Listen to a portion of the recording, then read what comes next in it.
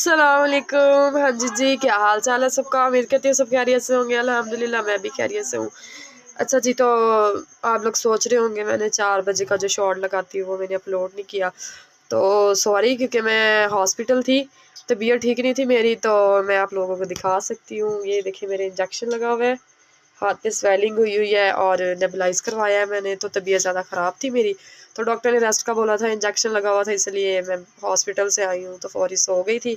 तो अब मैं उठी हूँ तो मैंने सोचा कि आपके लिए फ्रेश थी, अब थोड़ा सा तबीयत बेटर थी पहले से, तो मैंने सोचा कि आप लोगों के लिए बना दूँ वीडियो, अपना शॉर्ट्स बना दूँ, अपने साउंड में बना देती हूँ। तो इसलिए अब मैं आप लोगों के लिए बना रही हूँ।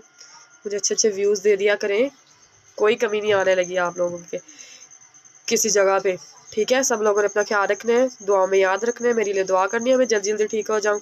अल्लाह हाफिज़, थैंक यू सो मच।